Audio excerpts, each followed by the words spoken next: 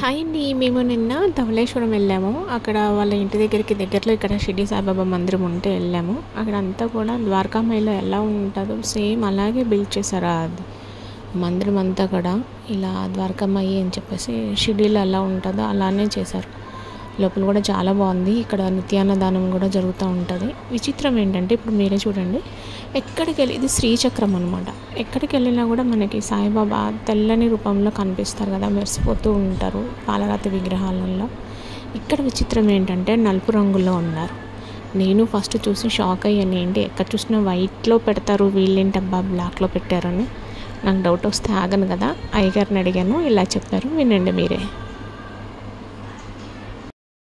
అయితే రంగాబాబా ఆశ్రమం, రంగాబాబా గారు ఒక బాబా అంచెల బాబా గారిని పెట్టి పూజ చేశారు. ఆయన సమాధి అయిన తర్వాత ఒక భక్తుడు ఇక్కడ పాడుకోవడం పెంకిడిగా ఉండేది, కూలిపోదు.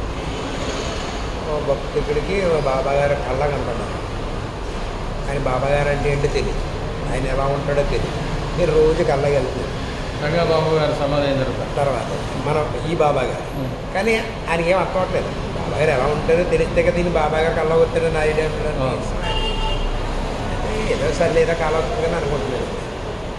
ఇక్కడ కొంతమంది భక్తులు ఆయన దగ్గరికి చందా కోసం వెళ్తారు. రీజన్ ఏంటంటే ఆయన ఊళ్ళో రామాలయం కట్టాడు సొంతంగా, ఆయన డబ్బులు దొరుకుతాయి. సో ఆయన దగ్గరికి వెళ్తే బాబా కూడా బాబా అంటే ఎలా ఉంటారంటే ఫోటో చూపించారు.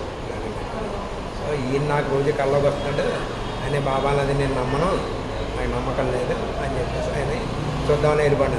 ఇవ్వలేదు. అయిపోయిన తర్వాత ఏదైనా నాకు మెరికల్ జరిగితే నేను చూస్తానని ఆయన మనసులో అనుకుంటే ఇంకా రిటైర్ అయిపోవడానికి 1 month ఉంటుంది.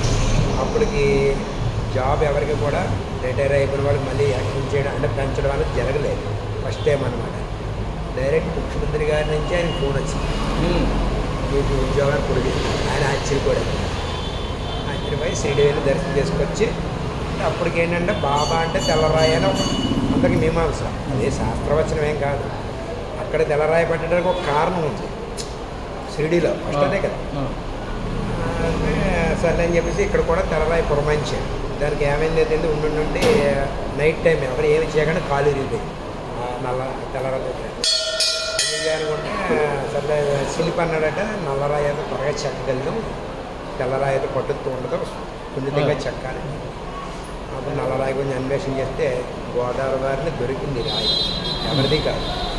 దొరికిన రాయిన బాబా గారు ఇప్పుడు అనుకున్నాడు మేడం, బాబా గారి కళ్ళలో ఒక నల్లగా రావడానికి లేదు లేదన్నమాట. ఇంకా షిరిడీలో తెల్లరాయి పెట్టడానికి కారణం ఏంటంటే ఊటే కట్టించడం కృష్ణ మందిరం, ఉన్న సమాధి మందిరం కృష్ణ మందిరం. ఆయన ఏమంటే బాబా నడితే నీ కృష్ణ మందిరం కడతానంటే కట్టాడు. కడితే విగ్రహం పెడతామంటే కృష్ణుడే అందరూ నడిచేస్తానని చెప్తాడు బాబా గారు. బూట అంటే షేడ్లు, వాడు మార్బుల్ ఎక్కువ యూజ్ చేస్తారు.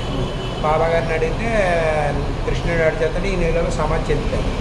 బాబా గారే కృష్ణుడని భావించి తెల్లరాయి పురమాయించింది, బూటే పెట్టింది. సో అక్కడ తెల్లరాయి పెట్టడానికి కారణం అది, అంతేగాని శాస్త్రవచనమే కాదు. వాళ్ళందరూ తెల్లరాయి వాడతారు కాబట్టి అలా తెల్లరాయి పెట్టారు.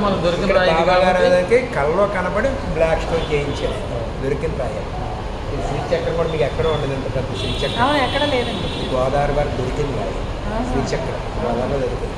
ఇప్పుడు మీకు 942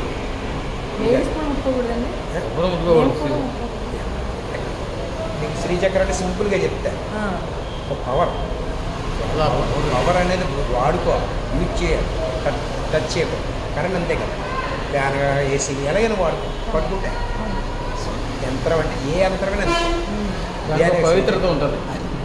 కరెంట్ పట్టుకునేవాడు ఉంటాడు, వాడు పట్టేసుకుంటాడు, చూశారు కదా కరెంట్ పట్టు.